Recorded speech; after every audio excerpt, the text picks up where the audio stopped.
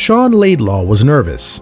After everything he and his rescued puppy had experienced in war-torn Syria, they had formed a close bond. But a lot can change in 9 months. Would the grown dog he was about to meet resemble the puppy that he had had to leave behind? Although 30-year-old Laidlaw from Essex, England, currently manages a gym, that wasn't always the case. In fact, he used to serve as a Lance Corporal with the Royal Engineers. Furthermore, earlier in the year, Laidlaw had been part of a privately contracted bomb disposal team. During this time, Laidlaw found himself operating within Raqqa, Syria, disarming explosives for the US State Department. But in February 2018, the soldier discovered something surprising in the most unlikely of places. It all began when he heard a noise coming from a ruined school. Laidlaw subsequently followed the sound and found a disturbing scene beneath a concrete block. 5 little puppies lay on the ground, and 4 of them were dead. However, the last one was very much alive. That must have surprised the soldier, considering the devastation. The puppy had apparently not only survived the collapse of the building, but also the explosion that caused it. Unfortunately, the traumatized baby was scared of Laidlaw and wouldn't go near him. Instead, the soldier kept an eye on the pup and tried to earn its trust. Laidlaw left food and water out for the baby, and over time it got used to his presence. 3 days later, they'd form a strong bond, so Laidlaw called the dog Barrie, on the assumption that it was a boy. He later found out Barrie was a girl, but he'd become accustomed to the name by then. Barrie and Laidlaw comforted each other through some dark times, as the soldier told The Telegraph on November 7, 2018. "I feel like it may come across that I saved Barrie's life," he revealed, "but I feel like she saved mine. Working in a war zone, coming back to camp, you sit in your room on your own," Laidlaw continued. "To have a companion you can play with and train, it kept my mind away from all the things I was seeing and doing out there." The soldier elaborated, "You can only imagine how bad Syria is. And to be able to come back to the camp and train her for 3 hours, take her for a walk, things like that really took my mind away from where I was. It gave me a bit of normality. She definitely kept me sane," Laidlaw explained.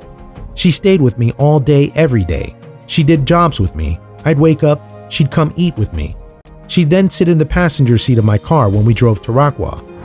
Laidlaw looked after Barrie in turn and provided what comforts he could. For example, the soldier made his dog a toy from an old pair of jeans.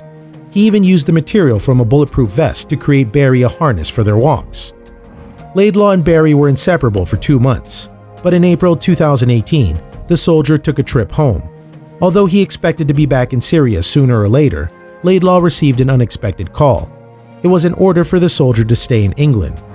Laidlaw described what happened to UK newspaper The Sun on November 7, 2018. He said, "I thought there might be a security issue, but then I got a call that night saying the contract is cancelled and that everyone is being sent back home." The soldier's immediate thought was for Barrie, so he rang a charity called War Paws. The Iraq-based group is dedicated to saving dogs from war-torn areas such as Syria. In addition, it also helps process official papers and veterinary precautions mandatory in moving those animals across borders. "I put the phone down and immediately called the charity," Laidlaw told The Sun. "I didn't think of anything else and tried to see how I could get Barrie home." He couldn't face the thought of living without his best friend. However, the transfer took longer than Laidlaw hoped. After the dog's vaccinations, required quarantine, and a few bumps in the road, 7 months had passed. But after what must have seemed like a lifetime for Laidlaw, the day finally came for him and Barrie to be reunited.